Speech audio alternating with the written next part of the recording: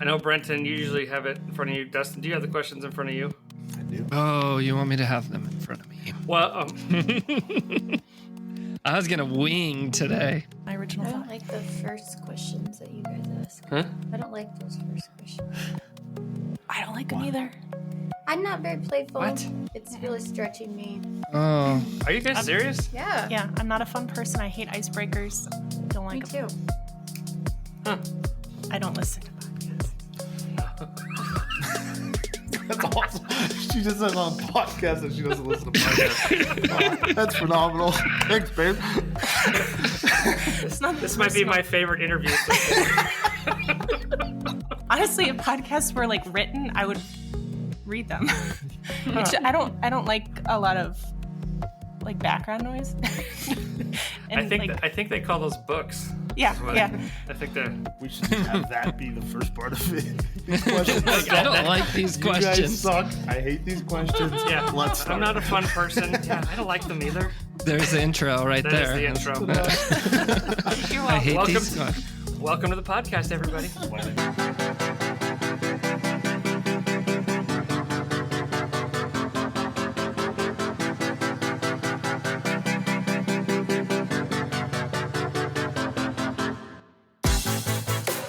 Welcome back to the Ministry Without Hating It podcast, a ministry of Odyssey Haven coaching and counseling dedicated to the pursuit of answering the question, is it possible to do ministry without hating it? We have a theory that it just might be. I am Chad Garrison. I'm here with Brenton Hill and Dustin Black. What? What's up? Dustin. So Dustin is here because major announcement. Dustin is joining us officially starting in season 3 as a third co-host. Dustin, how bad is your life that this is now what you have to do? I just figured that you guys could probably use some more sarcasm. Oh, yes. It's kind of like cowbell. There's just not quite enough. That now we I think this conversation began after your interview way back in late spring, whenever that is we recorded that, and it was just like, hey, that was a lot of fun, and we all kind of bounced off each other, and then it was like, hey, what would it look like if we added him to the mix? And so we actually recorded an episode that will never see the light of day, just trying to practice. Thank And God. we can call it practice now, but what it really was 3 guys trying to be funny, and we've learned that has to happen organically. We're just not comedians. Oh. Season 2 finale actually started with an idea that Brenton had earlier this year, and then as we had conversations with Dustin about looking ahead, it was also reaffirming, hey, this same idea, and that was basically having a roundtable discussion with ministry spouses, particularly our spouses. So we have 2 of the 3 of them that are going to be involved within this conversation. And yeah, man, I had fun. I don't know about you guys. I think it was good.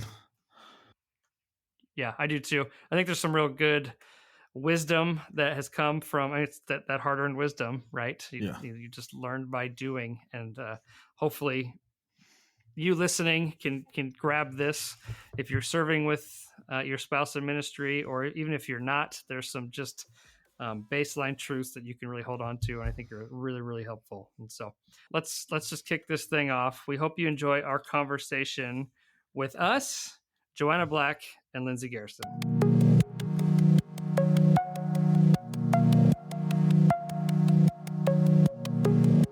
Well, it is our pleasure and privilege to welcome special guests for this season finale. It's not just Brenton and I. We also have my wife, Lindsay Garrison, here with us. And then Dustin, as we said in the intro, Dustin Black and his wife, Joanna, are here with us to have a discussion about all things ministry and doing that with your spouse. You guys ready for this? Absolutely. Sure. she's Yay. she's so confident. She's so excited about this. That's right. What does the word, Joanna, I'll start with you. We like to ask guests this kind of starting baseline question. What does the word ministry mean to you? This one I'm absolutely stealing an answer. Okay. Because you when I saw this question, I was like, I don't know. But then the other day, Glenn Burris posted a quote about how ministry is meeting the needs of others with the resources of God. Oh. And it just seemed like easy one word. Not like I'm just like trying to cop out, but when I saw it, I'm like that. Yeah, that's like the perfect summary of what it really feels like. It's broad, but also kind of covers everything. Yeah. Lindsay, you've answered this question once before, but what I'd like would you to say change now? my answer change to what it. Joanna Okay. said. Oh, Well, I stole my answer, so you Is can that steal it allowed? too. I would like to steal it as well. I would say that we probably all steal this answer. It's just how it comes out. But, there's nothing new under the sun. So there's that. Yeah. and that's ministry anyway, right? It's sharing resources. Sometimes it's taking them. Just kidding. Nobody does that. Well, so you guys have shared an answer with Glenn Burris. Why? Maybe unpack. Let me ask this question a little bit different way. Why does that stand out to you, or how has maybe your journey shaped you looking at that and saying, "Oh yeah, that's it. That's what that means." Mm-hmm. Well, I guess what I had planned to say was that, how I see ministry simplified is just using my gifts to be able to serve God and others. So how that has been shaped in my journey, I would say, is just recognizing what my gifts are, and kind of clarifying like what's my lane, my ministry lane, my role in ministry. And then I think that has allowed me to be able to, once I've identified it, to be able to utilize it and just to serve God and others. I think it kind of that answer just kind of landed with me well, just because I think years ago I probably would have looked at ministry as more like what's happening on the stage. Like that's what you kind of just, you think of ministry, you think of like someone teaching from the stage or leading from the stage. And then throughout the years, you realize ministry is more the small day-to-day stuff. And like Lindsay said, with your giftings, and maybe, for a lot of us, being on stage is absolutely not the gifting. But finding what it is and thriving in that, even if it's, quote unquote, small and behind the scenes, but it still just is necessary to obey in your lane and follow where you're at. Yeah, that's good. So you guys both kind of mentioned finding your giftings, like what has been helpful in that, or finding those giftings, or understanding what those giftings would be. Because I think typically we think of the ones that, as Joanna just said, that we see on the platform, but knowing both of you kind of shape things a little bit differently. So how have you guys helped, or what have been helpful in finding out what those giftings are? I think for me, part of it's just settling into who I am, getting to know myself better, getting to know God better, who He's created me to be, and just being okay with how He's created me to be. So yeah, I'm not, I never identified with kind of the on the stage, on the podcast, on the, those kind of more public roles and giftings, but, I'm a good listener. So God uses that in lots of different situations and settings. And I like to go to deeper places. So He uses that as well. Yeah. I don't really have anything to add beyond that, but yeah, just kind of taking the time growing into who you are. Because I think when you're, 22 or something, you think you know who you are. And I'm not saying you don't, but I think as you get older, you feel you really kind of get to know and become more comfortable with who you are. And when you're comfortable with that, you're a lot more comfortable and confident in the places God has you, knowing that He doesn't have the expectation on me that He would have on Dustin in the same situation or scenario. I know we've been talking to Joanna and Lindsay, but now speaking in terms of, ministry, spouse, and Brent even speak to that as well. I know Nicole's not here with us, but what does that look like for you guys, and what are your roles? How's that play out? Well, I'm the lead pastor here in Rhinelander. Started that in 2020, and we've been on staff. Well, I've been on staff since 2015. I was associate pastor and took the lead pastor in 2020, but have been really in ministry my whole life. My parents were pastors, and so grew up in the church doing things, and then on staff at different churches and stuff throughout that. Matter of fact, was the associate pastor when we started dating which led to some interesting dates because we'd have to stop at the hospital to visit people. So I told her from the very beginning, I'm like, this is what you're getting into. So at least you better figure it out now if this is what you want or not. Joanna, what's your capacity within that and how you serve? I am not the lead from a stage person.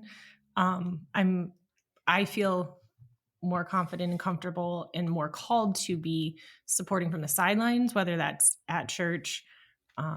But a lot of it is, and I mean, some of it's just, I don't want to be up front. Like that's my nightmare.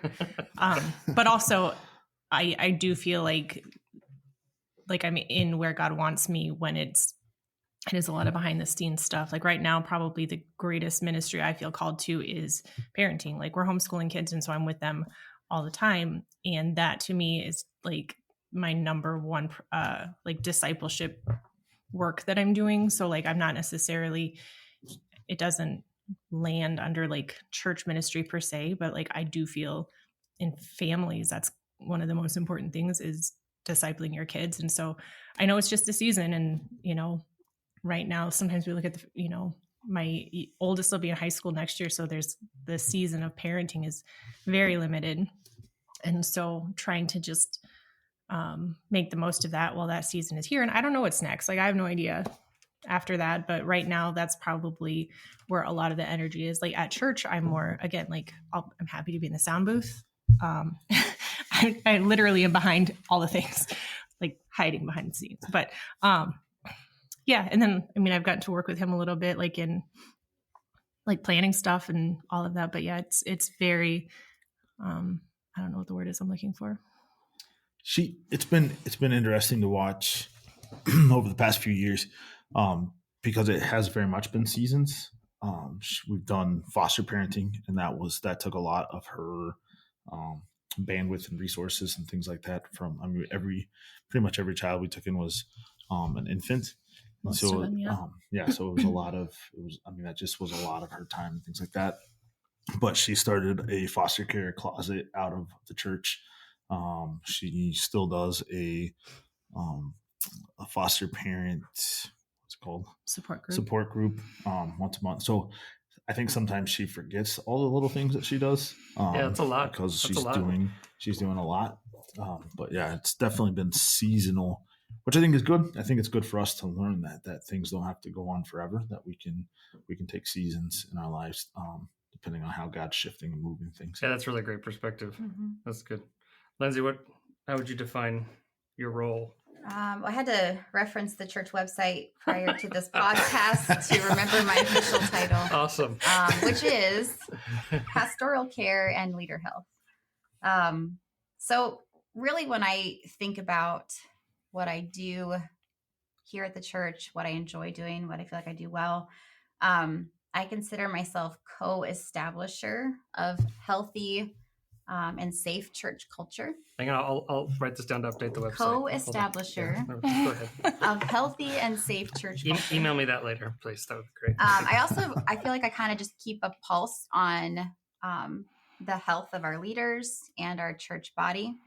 I tend to I just tend to pay attention to those things. So when I see something, when I notice something, I tend to bring it up. Or those are kind of that's where my eye goes a lot of times. It's just kind of what am I sensing kind of beneath the surface that might pertain to leader health. Those are kind of my two main roles, I feel. Part of what I do with that is I do monthly staff, what we call soul checks. It's just checking in, kind of figuring out how are we really doing here, as well as some of Peter Scazzero's emotional healthy spirituality and relationships courses. I do those in rotation. And I also feel like part of my role is to be an encourager here, to you as my spouse, but also just kind of at large in the body, wherever I see that there's a need for encouragement or just truth speaking. Mm-hmm. That's for sure. And then I'm my website says that I'm the lead pastor, but I do think there's a lot of things. We were talking about this a little bit before, and we'll unpack this more.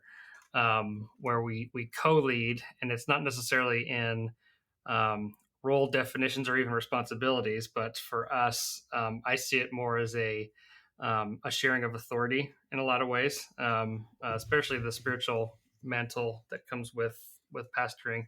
I think you guys would agree. I don't ever feel like I do this alone, even if it is more support or it's behind the scenes, that it's a shared thing. And so when it comes to vision and direction and things like that, I will very often go to you as my first sounding board, or am I crazy, or what do you think about this? And she's able to help speak truth to that. And so that's our current dynamic.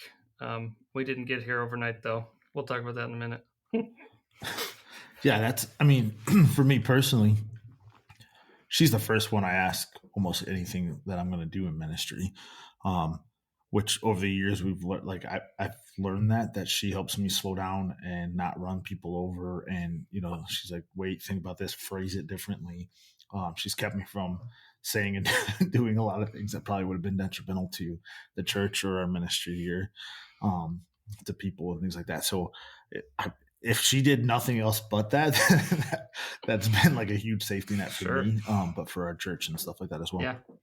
Brenton, I don't want you to speak for Nicole, but from your perspective, what's the dynamic like for you guys? She does everything. That's recorded. That is literally, that's recorded. Yeah. I want to make sure she gets all the credit.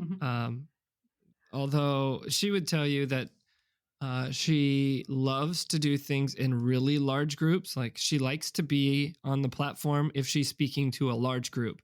Speaking to a small group, hates it because it's intimate and personal, and she can create presentations. She's very she's very organized. We say she's like the Leslie Knope of the church world. She has a binder for everything. Nice. And I love it because she hands me a binder before I go anywhere, and it has everything labeled with exactly what we're supposed to do at times. And I mean, it's not obsessive. It's very helpful for someone who is not organized. And so I think we complement each other well, because I dream big, and then she helps me organize those dreams into something that's actually doable, and breaks it down into chunks that we can do. So I say that as well as helping around and I would say organizing or administrating everything here that happens at the church. She works 2 other jobs that are in ministry, and they both are they use those organizational and administrative giftings. And so yeah, I think what you both were saying about using your giftings to do ministry, that's what it is using what God's given you. And the Lord's blessed her in those ways, and she's kind of found that pocket, I think. And we're letting things die at this time. Things are stopping finally. Like, you can let those plates fall off that you've been spinning around. If they don't fall inside of your gifting and no one's there to pick it up, let it fall. See what happens. Are you speaking within your, like, the dynamic of the marriage, and not things in your marriage, but like serving together? Like, we just can't do this. Is that what you're talking about? Yeah. Things here at the church, or just ministries that we've kept going because there was this unspoken expectation maybe that this is the way it's always been. So then continue it. And we've kind of gone, well, these are outside of your giftings, they're outside of my giftings. So if no one picks it up, then it's just going to sit there. And what we found is that we're happier because we're not operating outside of those confines, the things that God's given us. And we're able to give more attention to the things that we're supposed to do, that we have the capacity for. And so it just makes everything that we're already doing better. And then sometimes someone comes along on the backside and picks up those things that we've let go because there's been a space provided for that. So, yeah, I don't know. Well, you said something I think it's interesting. I've actually been segue into even asking the group, and you guys all feel free to answer this maybe in your capacity, but you mentioned unrealistic expectations, or maybe even false expectations that don't fit, like I said, anybody in this group. Maybe share some of those, what they have been, like the expectations that you have experienced, or maybe ones that, like I said, they just don't fit. And then how have you actually dealt with that? Have you walked through that? Yeah. So I'll kick us off. Thank you, Brenton. And I'll speak for my family. The pastors previous to us, the pastor's wife was over the top hospitable. That was her gifting. She had a meal for everything. If there was someone who had a baby, she had the things lined up for the meal trains. In fact, she probably cooked most of them. And that is not in our wheelhouse specifically. We're not the ones that are going to be cooking. It was this expectation that as the pastor's wife, my wife, if there was something going on, she was going to do it. And that was just something that we had to let go because it was causing undue stress, the expectations just weren't, they were there, but they weren't, nobody was really pushing it. It was just, that's what's always been done. So that's one of them. There's many more. But. So it's kind of that unspoken, but yeah. What about you? I'm not sure if I've ever really felt a pressure of expectations of what's associated with being a pastor's wife. But maybe it's because I've rejected the label of pastor's wife. That's right. Take that. Mm-hmm. Take that. Mm-hmm. I don't say what that. Is that? We say that. What's that? Yeah. What is that? What's the label? Yeah. So, for me, I think I probably early on in our marriage and in ministry, I had an idea of what that looked like. And I don't even know where that came from necessarily. But I realized I wasn't that. So I was going to immediately, if I was going to stay married or stay in ministry, that it was required that I would have to drop that label, kind of reject that label. So I think if there have ever been expectations, they haven't, I've not necessarily felt that pressure because I don't identify as a pastor's wife. You have to be careful when you say you don't identify nowadays. Oh no, we're keeping it in. I'm just saying you. Yeah, I don't know. I mean, I guess in my mind, I was thinking like would need to be good with children, would need to be able to plan women's retreats. I have zero administration skills. I can't decorate. Like I can't do these things. I can't cook very well. It's like there were all these kind of things in my own mind that equated to pastor's wives. Now, as I have gotten to know many a pastor's wife, I don't even know where that came from. Right. But by rejecting it early on, it just gave me the freedom to just be me and to not have any kind of false expectations on myself. And we've been in, I would say, very loving, kind of grace-filled communities, church families. Yeah. And I really have not struggled with feeling that pressure of what it means to be a pastor's wife. Well, and I remember when when I was interviewing to be an interim pastor of our first church that I was the senior pastor of, the district leadership that was in place actually knew us real well because we were coming out of that church where that was at. And he was pretty clear that he said, because I think at the time you were still even a student, maybe still finishing up your graduate work, but made it pretty clear that Lindsay is not whatever preconceived notion that you've got typical, she's not going to be up front. She's not going to be leading this stuff. And I mean, I was able to even come alongside and back that up and say the same thing. Like, you're hiring me in this. She's with me. We come together, but it's not going to look like maybe what you think. Mm-hmm. And so we've just been very upfront about that, but that has also shifted as we've, gone through life and ministry as well too, to where we're at now. It's a little bit different. So anyway, what about you guys? Kind of the same. When we first got married and when we were living in Iowa and like I was working full time at an insurance company and I was commuting. And so like at the end of my day, I had like 2 hours free to try to like see my kids and talk to Dustin before, you just start the day over again. And so it wasn't really even a huge possibility. But on the other hand, like Dustin knew who I was and knew that the like quote unquote typical, like stereotypical pastor's wife role, that really wasn't me either. And he's been pretty consistently like protective of that. When we moved, it was very clear it was not like a 2-for-1 or 2 for the price of 1 sort of hiring situation. He's like, no, you're hiring me, and she'll serve at, just as anybody else in the body would, according to callings. But it's not like, so much of the like, I'm not actually working in like kids ministry, or I am like, as soon as someone has a baby, it's like I forget any recipe I've ever cooked. I'm like, I can't think of anything to make them. I don't know how to cook anymore, or stuff like that. It's like that type of ministry is important, but it's not where I land. Yeah. And so thankfully everyone here has been, as far as I know, okay with it. There might, I don't know.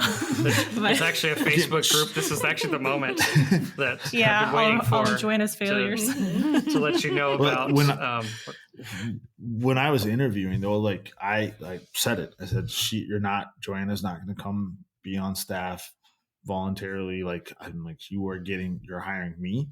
And if you want to hire her, you're going to have to probably triple what you're going to pay me, because she's probably better at most of the things than I am. Nice. And so part of that is our council actually at the time was like very much like, yeah, we will honor that. And they've done a really good job of even kind of safekeeping some of those things from the time that we started. And then even as we became lead pastors, that hasn't really shifted. So it's kind of funny because maybe, but from my perspective, I'll just say that it hasn't felt like there's been a lot of those expectations thrown her direction. Yeah.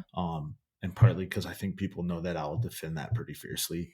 Again, that's just growing up in a pastor's home and seeing some of those expectations from that different side. And so I think it's helped us navigate that actually fairly well from this side. So go ahead. Yeah. Go ahead. Sorry. I think one of the things, as I'm thinking about it, that I do, that's maybe a practical thing, probably don't even do it intentionally, but is I just allow people to really get to know me. And I think once they just know who you are and what you're about, like, they don't put these false expectations on you. If they know, they know my shortcomings, they know the places I excel. So I think allowing myself to be known by my church family has probably helped with that over the years. I wonder if we could maybe pull out just a little bit more on this, some of the dynamic within that then, because there's one way of how we interact, especially with the preconceived notions with others, and I think, Dustin and Brenton, we all share kind of that similar, like, no, you don't get to tell us and dictate to us, what we're going to be or how we're going to be together, how she is going to operate. So there's that, which we've kind of talked about. Maybe pull apart. I think all of us can answer this too. What's the dynamic then like when you're married, but then you're also you're trying to serve together, right? Even if it's in different capacities. What are some of the ways that you have learned to navigate that and to still be married and not hating it? Right? Is that Google Calendar? Google Calendar. Yes. Yeah. We have a shared iCal. That's great. Yeah. Yeah. I think for us, a lot of it is really boils down to just communication.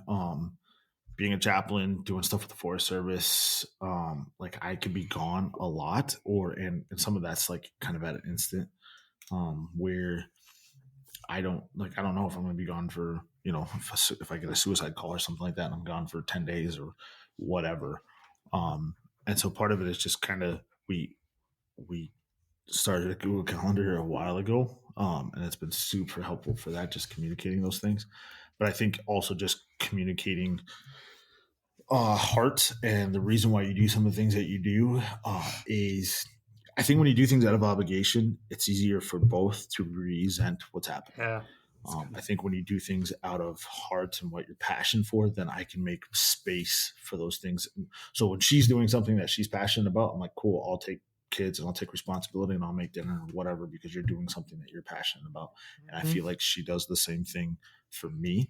When you're doing things out of obligation, I feel like we probably get a little bit more selfish with our time with one another, if that makes sense. Yeah, that makes a lot of sense.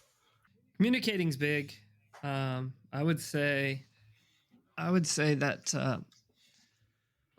I don't do anything without asking, not because I have to ask, but because I care about my wife and what she has going on. So I don't say yes to even in responsibilities that may fall under my authority or my umbrella.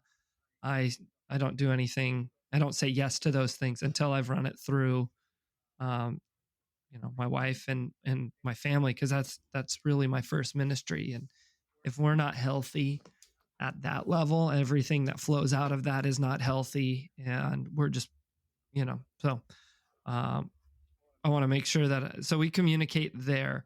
And I would say that would be the place that if we're going to miss it, it's in that communicating on just roles or heart's desire for the things that we're passionate about or going after doing. So Yeah, Mm-hmm. it's good. Good. Yeah, I had a really interesting revelation this morning. Yes. In preparation for this question. And I think it explains, and honestly, I wish I had realized it years ago, because I think it would have saved us from a lot of tension and conflicts that have What are you talking come. about? What conflicts? I mean, What? honestly, You guys don't fight. Well, what are you to talking be about? That's just truly, families never fight. yeah, to be truly, open. I would say a large quantity of the conflict and like arguments we've had over the years have been ministry related. And I think really noticed an uptick in that when we started church planting, when we first, and that was really the first time when we actually were kind of faced with that, situation of doing ministry together rather than me, co-leading. Yeah. But the revelation that I had was that our marriage roles are much different than our ministry roles. So like in our marriage, we have always functioned really, predominantly with egalitarian type roles. So we co-decision makers, co-leaders in marriage, things like that. In ministry, we have tended to function more in complementarian roles. And really that's, I think, because, you have decades of experience, ministry experience, you have the skill set, that's required to be lead pastor, things like that. And so I think In the role, the like role, my job, basically. the job, Yeah. right. And so, but I think it took a long time for me to, up until this morning, it took a long time. We've got it figured out. Finally. And I realized, No more fights. You're 20. we really do function in different roles at home versus here in ministry. And it's for different reasons. And so I think, I don't know, I guess that was just an important thing for me to realize. And again, just to clarify, it's not, really less value. It's just more specialized. We do much more specialized roles in ministry together. Well, and I add to that, we've also honestly had to learn, I'm sure you guys probably haven't had to do this, but just how to work together. I just think of different, we have two very different approaches to, either task or in, knocking things down off the task list or just projects in general or whatever. And so understanding the way we operate, and I've asked other guests, you guys know this, what they do and how they go about it. Because we're very much still, I think it's still very much a work in progress, but I think it's just that having to continually learn how we operate and function best together. Well, and I think also how to incorporate, I feel like there was this point in doing ministry together where all of a sudden our hearts and our vision and our mission came together. I felt like before it was sometimes competing in those areas. Yeah. I can remember early on in the church plant, we would sit down for these meetings and I assumed they were soul checks. Let's figure out how everyone's really doing. Chad's this is a business meeting.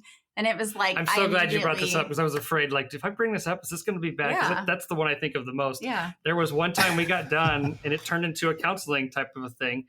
And I was so frustrated. I just said, I'm not going to do meetings with you anymore. Yeah. I think I got fired. You actually did fire me. That was a different church. That was a different church. Yeah. And that was because you got a different job and you didn't like doing administrative work. The easy out. As you've already said, I wasn't good at that. But I think once we realized, I don't know how that happened, but, I guess the Lord's grace, but once things started to come together in heart and mission and just understanding what our running lanes were and actually creating time and space for each of our different passions and giftings and things like that, I think that's when it started working more cohesively, I guess. Yeah.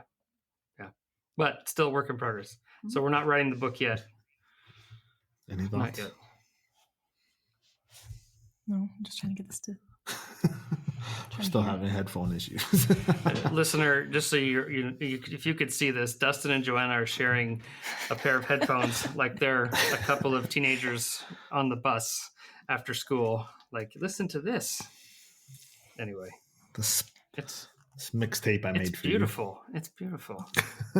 Well, if you share headphones, it makes a podcast like a date. Oh.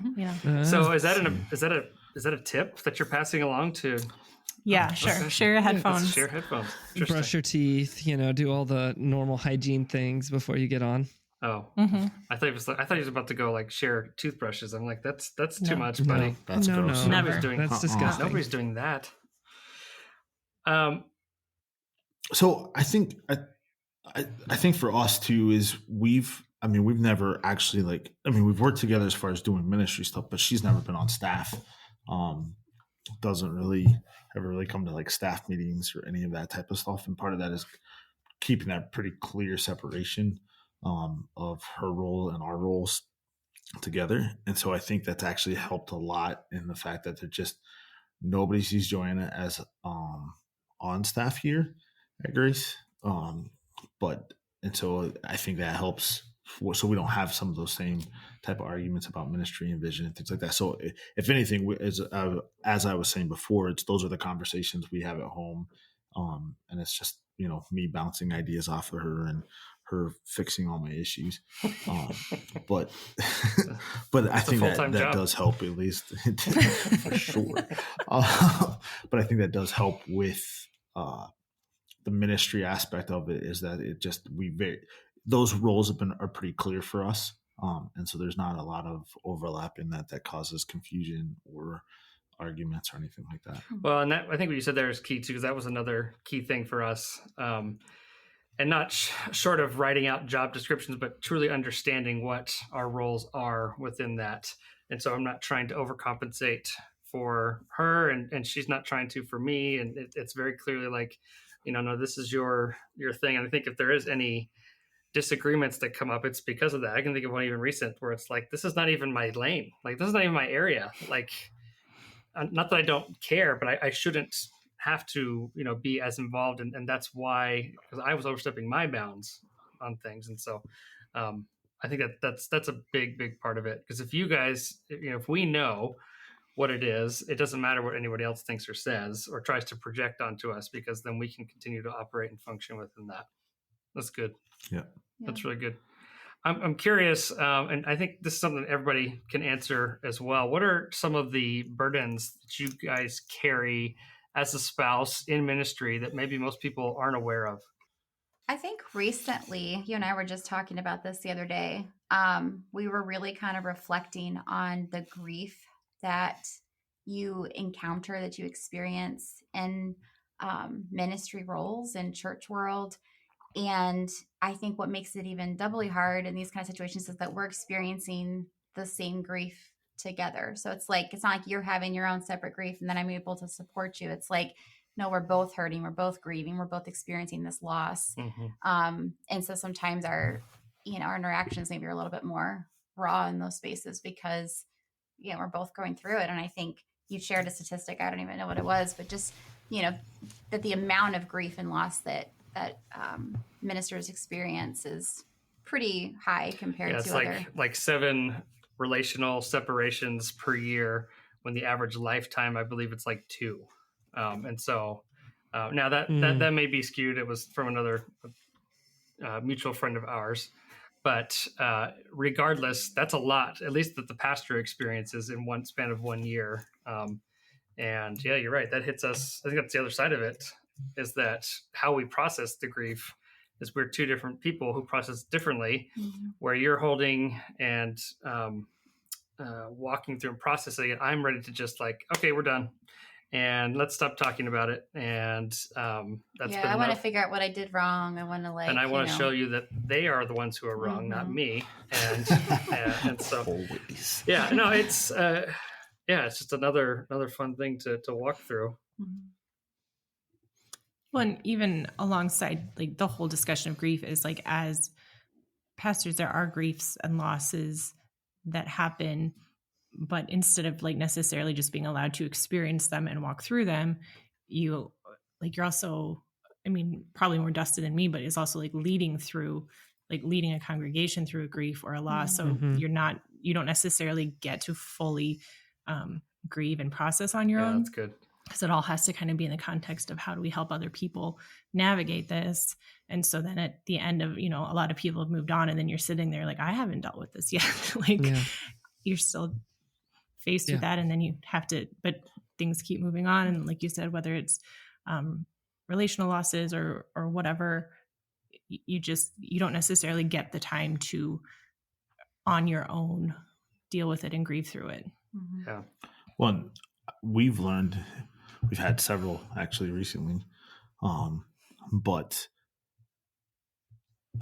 I can't always process with her the same way because she comes to my defense.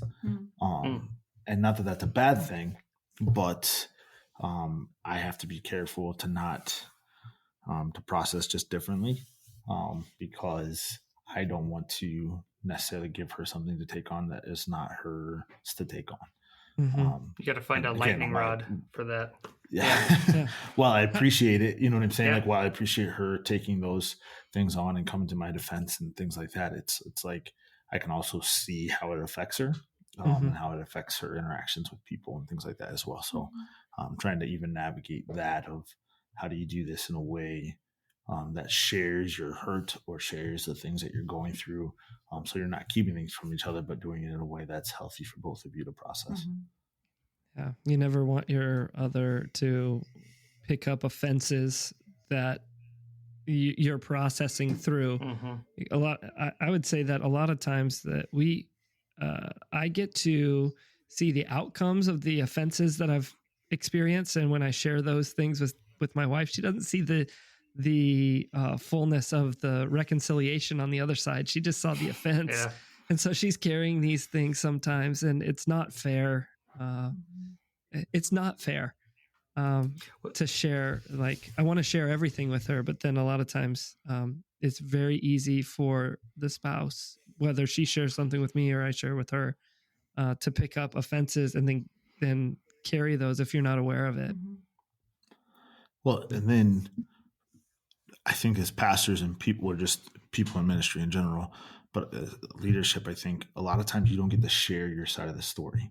And so something happens, and that part, that the other side gets told and, told to different people in the congregation, or, and so unless you get up on a Sunday morning and go, hey guys, that's not really what happened. Let me tell you what the dumb things that they said to me in my office or whatever, which is just not the right thing to do.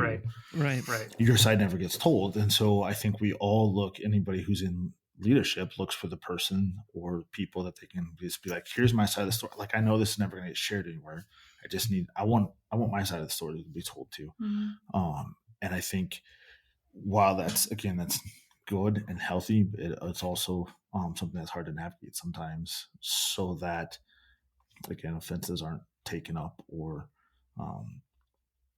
hurts aren't received that shouldn't be. You both have talked about communication being key. So then how does that play within, because we're talking about we can't share everything sometimes because you don't want, and some of that's knowing your spouse and that type of thing.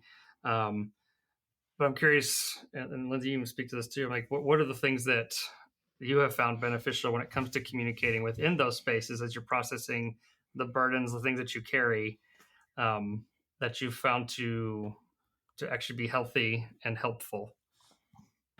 I think for me, again, we've been married. April will be 15 years. We've been together for a while. Like we both experienced death and struggles and things like that. So I can look at her and know, sometimes even when other people can't, I'm like, yep, she's struggling through something. I've even started sometimes. There was a thing, I don't know, it's a meme or something. There was like, do you actually want me to fix your issue? Do you just want me to listen? And so some of that is I'm even learning sometimes is to be like, do you just want me to listen? Or do you actually want me to tell you what to do? Not that it would actually fix your issue, but and so there's sometimes I know that she is not ready to communicate those things. And some of them I'm sure she probably never will be. But to take the information that I have and then just to do with it the best that I can. And so again, just seeing it on her face, asking questions. But then I also know that there's just times that I don't keep pushing. 'Cause that's my tendency is I'm like, we're different very much so in that way that I want to, whatever the issue is, like, let's push, let's get through it. Let's get it over with so that we can move on. But that's not how she necessarily deals with things. And so there's times I probably push too much. And then there's other times that I think it's good for me to be like, nope, we're not just going to just let that go. Like we need to, bring those things to the surface.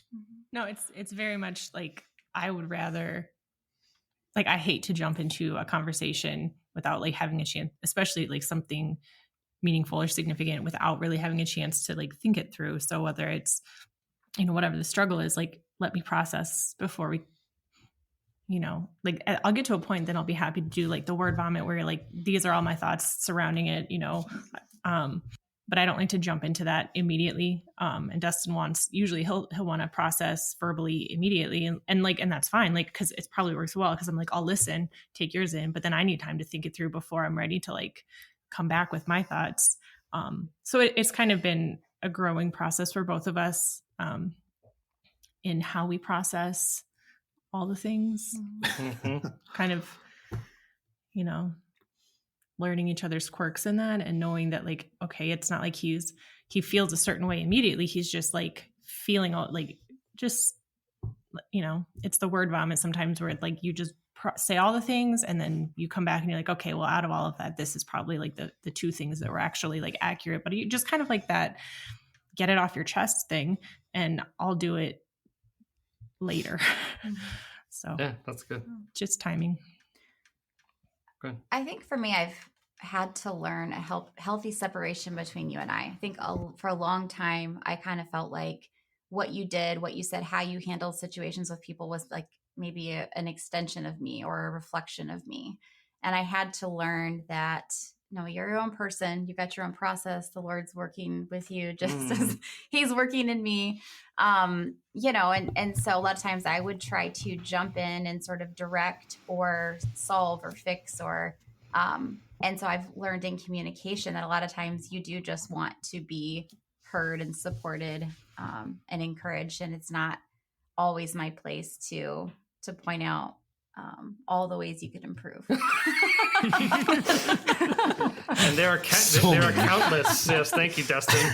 Friend. I'm, to be fair, I'm always doing that in myself. So it just feels like the more loving thing to do, right? To share that with him. But it's good to learn that we're two separate people, and that's okay. And I don't need to.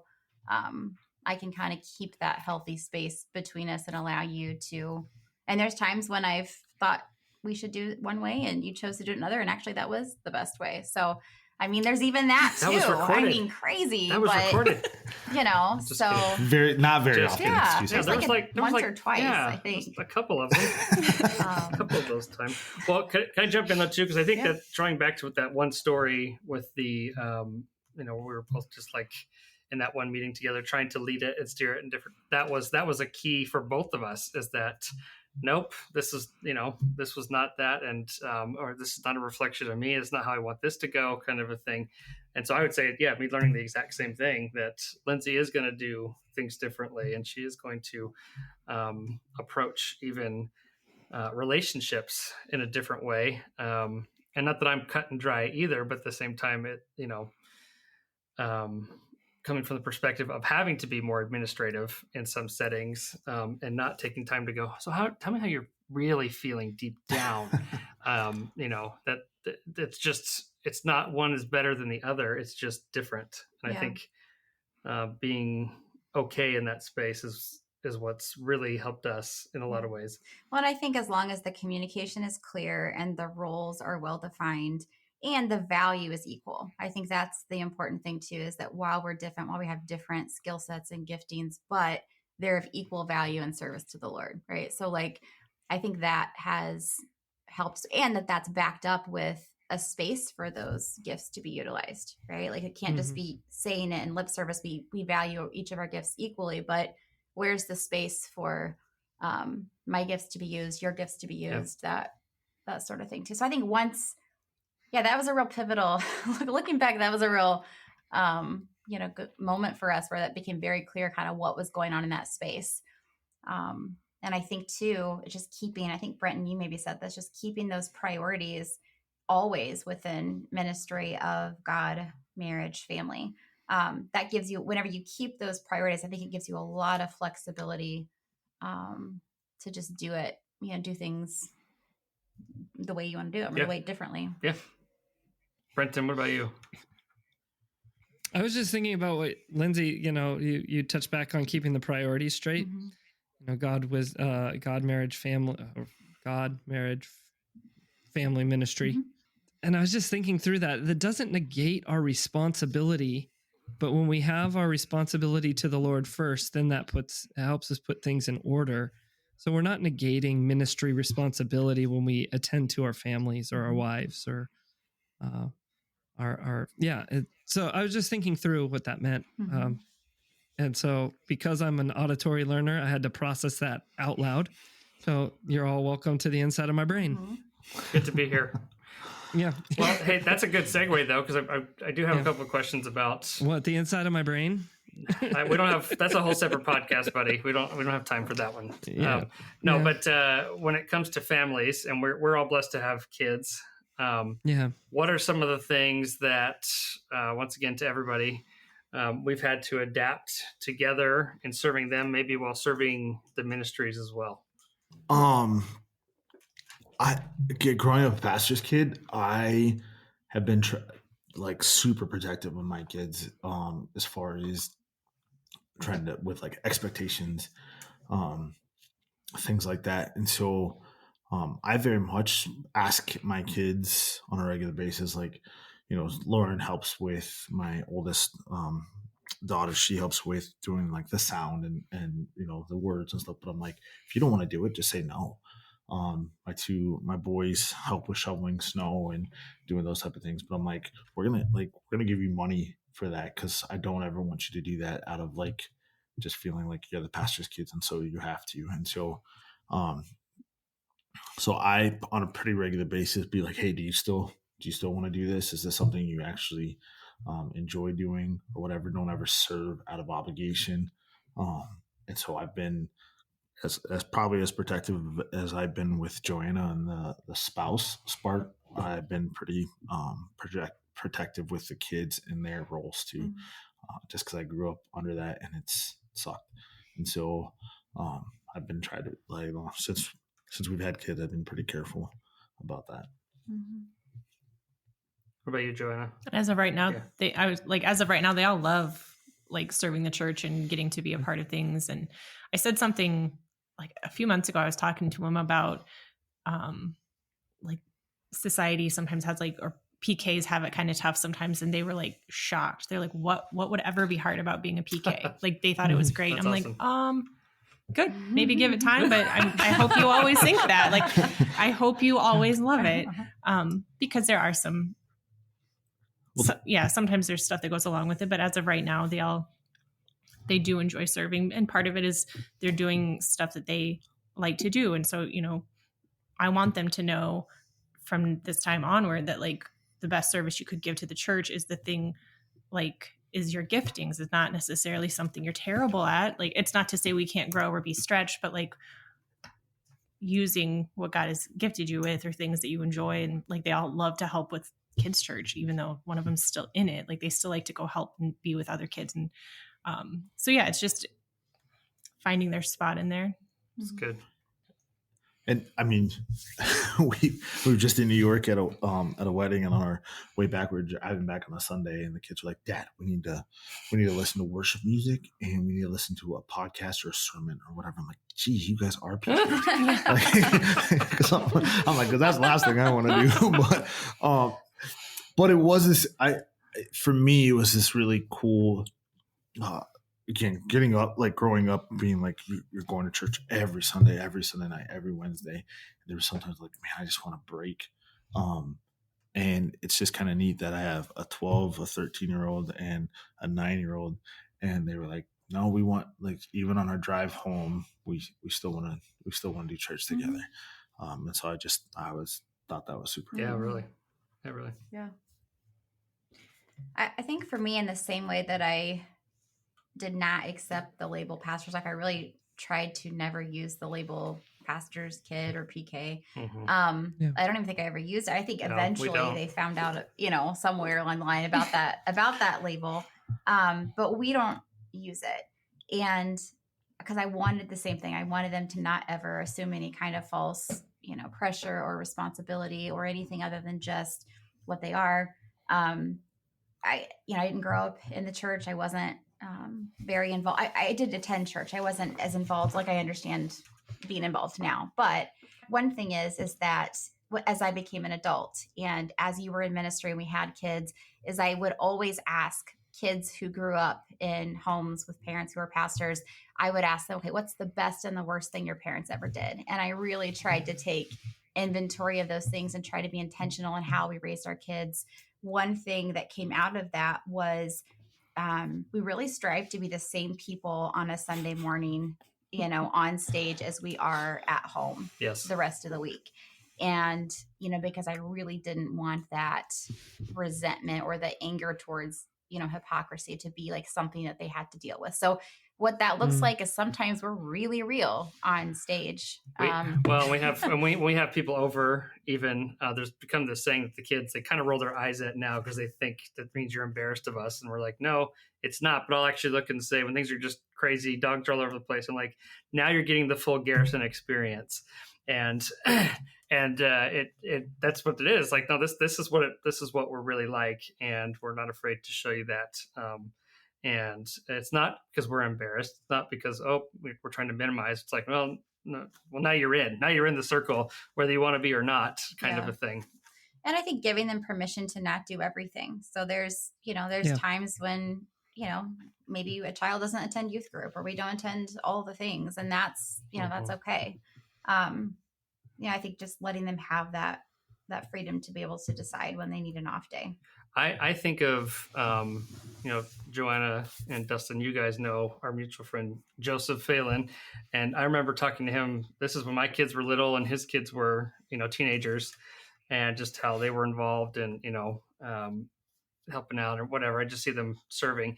And, he said, we just always went out of our way to make ministry fun. Like this isn't a chore. You guys use the word obligation. This is something that we do it's a joy. And, it doesn't have to be this thing that is a burden to us, but it can be light and it can be something that we enjoy doing. And that's just always stuck with me, because our kids, as they get older, they're starting to get involved in serving and that kind of thing in different capacities. But also, when they're like, well, I got to do this. I'm like, well, no, you don't gotta. And it's okay to have, these boundaries, even, as a 13-year-old, as an 11-year-old, it's not all this millstone around your neck, but it's actually something it is a joy. It is light. It's an overflow. And when it's not, that's when you get to take a step back. Do you agree with that? Then I also like to show them, like, the things they get to do so being kids of the pastor, the things that they get to do that other people don't get to, the access they have to facilities and different things like that. I'm like, not everybody gets to do all of these things all the time whenever they want, type of thing. And so, so some of that's kind of fun for them. It's cool to see, like, you go, my kids have access to a full gym whenever they want, or, they get to go to all of these new cities when we go to a conference or something that, a lot of kids don't even travel out of their own city for most of their life. And my kids have been around the world. Mm-hmm. They get to swim in the baptistries. Yeah, the hot tub. Yeah. Well, and I'll tell you something I have appreciated, because both of your kids have instantly connected with our kids, and that they get to have the relationships of, like similar family type settings, but they're in different states, and the connections that can be maintained, especially when they see each other at camps or at these conferences. Kind of a thing that it's just another layer almost of support that I've just come to really appreciate. That they really click like that. I think that's another perk for sure. Mm-hmm. I think often when we have these conversations about spouses and families and things, it tends to go negative, right? Like that's our tendency, is to go, man, this is their expectations stuff. What do you guys think is the best part of being in ministry together or as a family? Good question. Well, you know what? So I tell you what, going back to the real thing that we talked about earlier, like we don't give them all the gory details of, when people are being people and things like that, or you're having to walk through the tough stuff, but that they get to actually see it and see how we process it. And one of the things that we have really gone out of our way is to never project even to them that we've got it all together or that we've got this all figured out. And I'm going somewhere to your question, I promise, here in just a second. But that there is this thing of, okay, we're authentic, we're walking this out, we can follow Jesus, we can still be in need of grace from time to time. And so I think the thing that I've really enjoyed is that for us especially, we've had several different, the Lord has just moved us to different settings for ministry, different cities and states and that kind of a thing. But that's the one thing that has been constant, I feel like, is just that we continue to be more and more unified and solidified as a family. And it's kind of us, I'm going to say us versus the world, because that sounds like we're out there to fight kind of a thing. But it really does. I feel like that's been one of my favorite things within this, is that at the end of the day, we still have each other. Even when things are rough or whatever, they can see me, I can see them. And I think that's been one of my favorite parts. What about you? Yeah. I think we've said this before, that for several years, it felt like church, and not just one location, but church was our most consistent home, whether that be, camp or just whatever church body, church family we were a part of. Just that structure and that consistency of church and church family provided us a lot of stability in years when maybe we had a lot of things circumstantially that were very much in flux. But as I'm thinking about, just the health benefit to our family in being ministry, I think, there's a lot of flexibility a lot of times in the schedule. Oh, yeah. At least in our situation, and so for both of us to be able to be home, just about the same time as the kids are getting home, or for all of us to be home most of the time together, not like you guys, Joanna with the homeschooling, of course, but for people who are not up to that task, it's been great to have that flexibility. That task. To be able to, and just that accessibility, that's been good for our family. Yeah. Yeah, I would agree with all of that, because like just the flexibility that comes with, because even our homeschool week is scheduled around the fact that Dustin usually has Fridays off. So we try to get our school done in 4 days a week so we can have Fridays off too. There's different times in life where there's certain parts that are pretty structured, but, and ministry is pretty structured, but it's also, there's a flexibility to the structure that really kind of helps you actually coexist a little bit more often, get a random coffee and a random Tuesday, when you Mhm. feel like you haven't seen each other for a while, and stuff like that has always been really nice. Just a chance to see each other more than just like 5 minutes at home or something like that between everything else. I don't typically do this, but I'm gonna go spiritual. Oh boy. I don't typically do this. I think for me, it's been fun as they get to see when you're doing ministry with people and you see broken people, you see broken situations, and they get to see the other end of that. When people actually like come through those hard times or whatever. Yeah, that's good. And we talk about that stuff even as a family. So they get to see what God does in families, and they get to see how God heals people and does all of those type of things that I think a lot of families don't get to experience because they don't see, they don't get the nitty gritty like a lot of pastors' families do. And so they know the brokenness that's happening and things like that, but they also see the other side of it and can, and then it helps them, I think, in the future go, well, if God can do it for them, he can do it for, it just gives them hope. Yeah. Yeah, that's good. That's good perspective. Brenton, what about you? Yes. You're actually being interviewed. You're not allowed to go, I'm just soaking it in like you like to do. I love to do that. Just listen. It's a gifting of mine to sit and listen. It is a gift, yes. Yeah. And so I was giving it to you, but now that you're making it. My kids, we make space for whatever is going on. So very rarely, if my kids have something going on at school, do I say, no, I can't go to that. So I love that ministry in the context that we're at mostly allows me to, my kids have a school play in the middle of the day. I can drop and run. And so can Nicole, because we're working from sometimes remote. We can work from any place in the world a lot of times and still make those touch points with people and connect and make sure that care is being given in a number of different ways. So I'm thankful for that. And I think my kids get the benefit of that as opposed to if I was working a 9-to-5 job. Often I remember because I used to, wouldn't be able to break free and go do some of those things in the middle of the day. I get a midday or a midweek day off. So that means I can go to the BMV if I need to, or for some places in the world, the DMV. I can do those tasks and it's just part of my day. I don't have to take time off work, but I think our whole family experiences, I would say that's a bonus for us because we can it's flexible. All of those things are flexible. So it's good. I don't know if that fully answers the question, but I think it encapsulates, like, that's a benefit for my kids. Yeah, absolutely. Yeah. It's a good answer. Well, we're winding down a little bit. You guys, this has been awesome. Thank you so much for your time.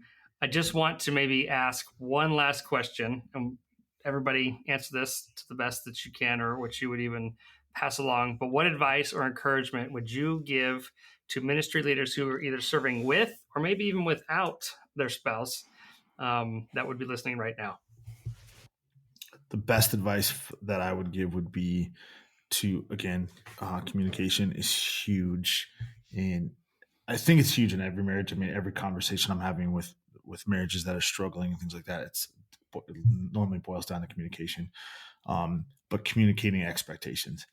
Because I think sometimes not only do we have expectations from people that we're serving, we have expectations of each other and what ministry should look like for that other person. And I think that those are not always fair expectations, but to at least communicate, hey, this is what I was thinking or why I was thinking it. And I think that's just been super beneficial for us. Is, again, I've seen different pastors' wives and how they function and things like that. And to tell her, like, hey, I don't expect you to function that way.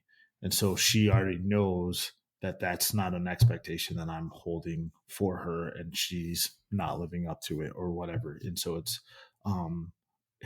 it's, I think the communicating expectations is a huge thing. Yeah. I think what I would say is whatever issues exist in marriage are going to come out in partnership and ministry. So my advice would be work on your marital issues, because they will only intensify, oftentimes add in stress of church life, ministry, things like that. The other thing I would say is to identify the gifts of your spouse, how God has uniquely created them. And again, make space, give platform to those things. I think that helps to express value, and as shared, it helps to create that shared vision together in ministry. And then the last thing I would say is just to really actually keep the priorities. We all know the right answer of the priorities we're supposed to keep with God first, marriage, children, but to actually live that out, and not just be the words that we speak, I think is really powerful. I think I would piggyback that. So I don't know how long ago it was I heard, but I mean, it was Peter Scazzaro. And this is something he could say to somebody who's married, somebody who's not in ministry, but that our ministry is an overflow of our marriage, or he would even say your singleness. And when you really think about that, and I think of how we are directly affects our first ministry, which is our family, directly affects then everything that overflows and flows out of that. And so when you said, the issues that you have within the marriage are going to be the ones that you have within the ministry as well. That's so true, because I think it just carries over. And so for me, one of the even more recent ones is I have to constantly remember that even though we have been together a very long time, and maybe even in ministry a long time, we still have to adapt and we still have to grow and to change. And so to carry a humility first, and owning when you're wrong, or when you should have listened or should have done this differently, and being able to, express that and be able to have grace for each other, and then to move forward. If you can keep that central, that will be the type of thing that comes out into the culture of your ministry, whatever that looks like in whatever context. And so that's been key for us, I think, just going on with what you said as well. I'd say don't isolate you as individuals. Don't isolate. Talk through everything. So communicate, like Dustin, you guys were saying. Don't and involve your kids in the process. Don't isolate them. Yeah, that's good. They don't become secondary. They're with you. They're part of the family. So keeping your family as a priority, and because so often the kids just get pushed out of the picture, and go sit. I even think about the meetings that we have. We have so many meetings. I love meetings, but I hate meetings. And here, have this, go into this room and watch it. I let my kids sit in on a lot of the meetings now. If they want to, they're welcome to. Mm-hmm. Why? Because it's not that they're part of what's going on. We're involving them in the process. Now, if they want to go over and watch a show in the other room, that's just fine. But I don't want them to feel like this is your space. Mommy and daddy are doing something. Yeah, that's good. That's really good. So I think for me, something that has kind of been like a recurring theme probably in the last year is it should be like ministry 101, but a lot of times it falls back and I forget, but to take all of it in prayer, because there's so many things that we're navigating, or situations or relationships that you're just frustrated. And so you're trying to psychoanalyze everything and organize your thoughts and everything. And sometimes I have found that the more I pray about it, the less stressed I am about it. Mm-hmm. And then in this last year, I've seen different relationships shift, or conflicts be handled in ways that, or things that concern me. And I would pray about it and then kind of almost forget that I did. And then later something would play out and I'm oh, it's not how I would have answered it, but that did it and it's fixed or solved. And, and I think for me, it's helped me keep a level of compassion for situations that I don't always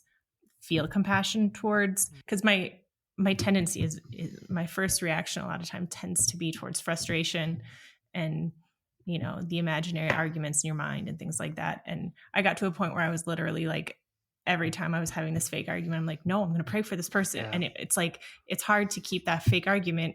And it's not like I'm sitting there feeling really precious while I do it. I'm like, like, God, this is frustrating me. And I don't really want to pray for this person, but I'm like, it's either that or be mad about it. And that's not going to fix anything. So that's still a growing process. But whether it's,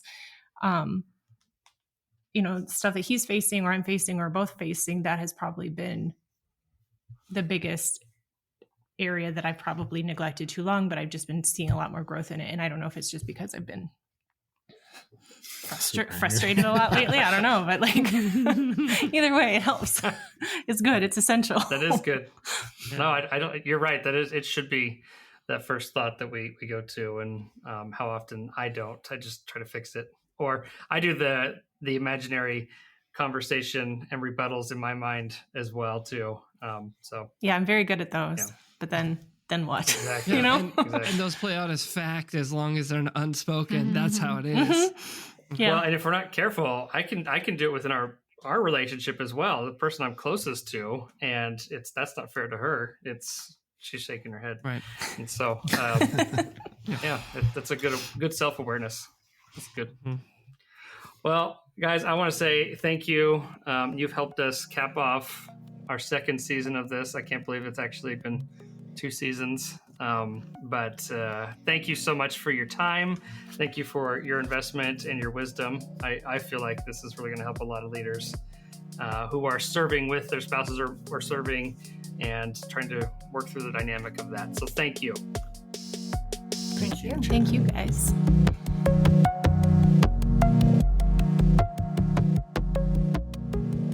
Well, thanks again for joining us for this episode of Ministry Without Hating It. We hope it's helped you take a step further to loving what you do more through the wisdom of others.